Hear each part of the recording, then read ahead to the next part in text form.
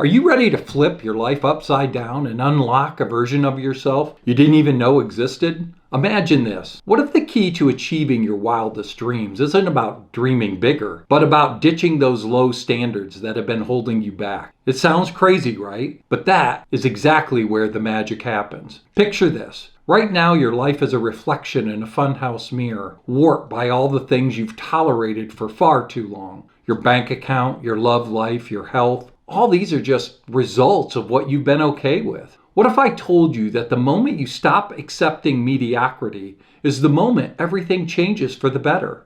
Remember, your life is a mirror of the lowest standard you're willing to accept. This isn't just another motivational pep talk. This is a massive reality check. If you're tired of feeling stuck and you're ready to take the leap, then stick around, because today we're going to raise those standards so high that your life starts to look like something out of a movie. Let's dive in and watch everything improve together. Section 1, the drifting problem, why we all settle. Take an honest look around you. That job that pays the bills but drains your soul. The relationship that feels more like a habit than a real partnership. This is the land of mediocrity, where millions of people live every single day. But why? Why do we settle for less than we're capable of? The answer is both simple and deeply uncomfortable. It's easier. Tolerating mediocrity is the path to least resistance. It lets you avoid conflict, it demands less emotional energy, and keeps you tucked safely inside your comfort zone. Society often rewards fitting in, not standing out. We're conditioned to see our big dreams as childish until we start believing that the limits we set for ourselves are our own reality. And so we drift. We say things like, "It is what it is," to shrug off situations that are quietly breaking our spirit. We tolerate the friends who make passive-aggressive jokes because we don't want to rock the boat. We accept a job where our ideas get shut down because we fear the instability of looking for something new. We stay in relationships where we have to beg for basic respect because we bought into the idea that we have to earn what we should be given freely.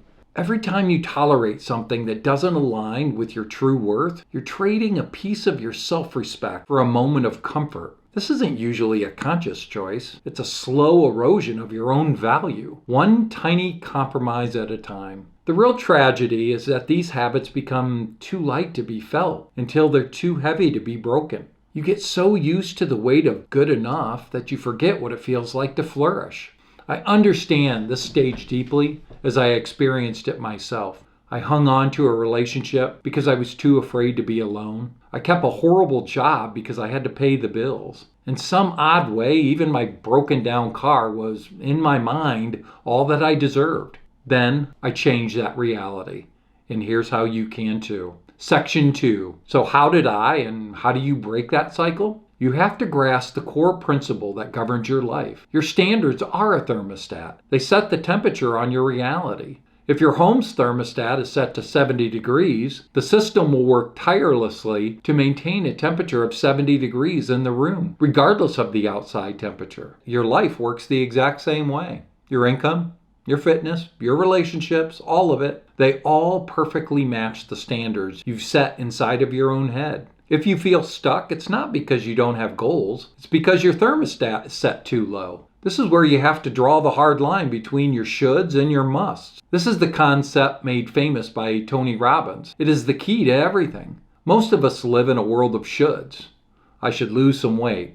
I should ask for a raise. I should leave this toxic situation. Shoulds are just wishes. They are preferences. They have absolutely no power. Real change happens the second your should becomes a must. When you finally say, I must be healthy. I must be respected. I must have financial freedom. A must is a non-negotiable.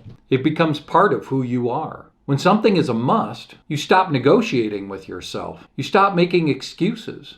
You either find a way or you make one. Think about it. If you decided that earning a certain income was a must, would you keep tolerating a job that underpays you? No. You'd get a second job, learn a new skill, or start a business. You would do whatever it takes.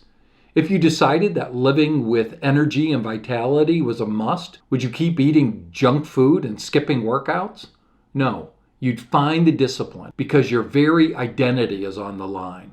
Your life will never perfectly reflect your dreams. It'll always be a reflection of your standards, the absolute minimum you are willing to accept for yourself and from others. High performers don't negotiate their standards.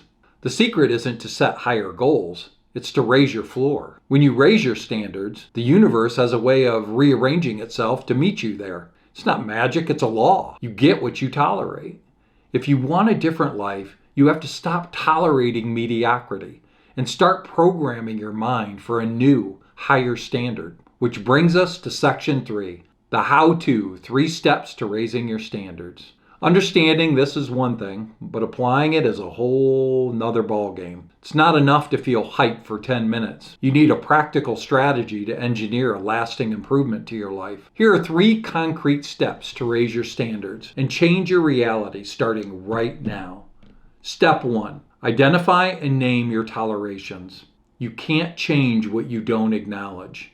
Your first assignment is to become an auditor of your own life and get brutally honest with yourself. So grab a piece of paper or open that note app on your phone and write down everything you currently are tolerating that makes you feel less than great. Don't filter it. Don't judge yourself. Just write. Are you tolerating disrespect from a family member? Write it down. Being underpaid and overworked? Write it down. A body that feels tired and weak? Write it down. Are you tolerating clutter, unpaid invoices, friends who drain your energy, or a habit that you know is holding you back? Be specific. Don't just write my job. Write my boss micromanages me, or my ideas are never heard in meetings. Don't just write my relationship. Write my partner dismisses my feelings. This list is your declaration of war on mediocrity. It's a painful but necessary inventory of everything holding you back. When you look at this list, you'll see a crystal clear picture of the low standards that you've created in your current life. Which takes us to step 2, define your new musts. Now, it's time to turn that pain into power. Next to every single tolerance on your list, you're going to write a new, empowering standard. You're going to turn those vague dissatisfactions into non-negotiable musts. If you wrote, I tolerate being interrupted, your new standard is, I must have a voice heard and respected. If you wrote, I tolerate being out of shape, your new standard is, I must have a body that's strong, healthy, and full of energy. If you wrote, I tolerate being in debt, your new standard is, I must live in a state of financial control and abundance. Not, I want to be, but I am the kind of person who, for example, I'm the kind of person who commands respect by respecting myself. This isn't some fluffy list of affirmations like I'm good enough, smart enough, and doggone it, people like me. This is about defining the identity of the person you are committed to becoming. You're programming your mind with a new set of rules, and your life will rise to meet those demands with this new identity, not the other way around. That brings us to step 3. Take 1 immediate action. Intentions without actions are worthless. The smallest action is always more powerful than the grandest intention. To make these new standards a reality, you must anchor your actions in immediate physical proof. Momentum is everything. The final step is to review your list and make new musts, and choose just one to act on in the next 24 hours. The action doesn't have to be massive.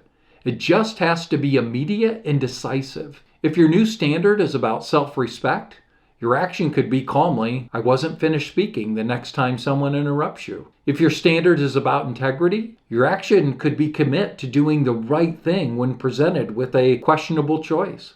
If it's about your career, maybe your action is updating your resume or enrolling in an online course. This single action sends a powerful signal to your subconscious. It says, we're not just thinking about it anymore. This is happening now. It's the first deposit in your new identity bank account, and it proves to yourself that you're serious. Tomorrow, take 1 small action. That's how you build discipline and self-respect, 1 decisive move at a time. Truthfully, the process is simple, but that doesn't mean it's easy. It takes guts to confront the ways you've been settling. It takes discipline to enforce new boundaries. And more than anything, it requires a deep commitment to yourself that you are worth the effort. So here's the challenge. In the comments below, declare the 1 standard you're committing to raising starting today. Write it down. Make it public. Let this community be your witness and your source of accountability. Are you going to stop tolerating disrespect? Demand more from your career? Share it below. When you do, you're not just writing a comment, you're taking your first step. And if this video resonated with you, subscribe. We're a community of people who are done with mediocrity and ready to build lives of excellence. To finish things off, the life you dream of isn't on the other side of a new job, a new relationship, or a bigger paycheck. It's on the other side of you deciding you're no longer available for things that make you feel small. It's you finally believing that you're worthy of a life you can't stop imagining. Stop looking in the mirror of your lowest standard and wishing things were different. Shatter that mirror. Go get it.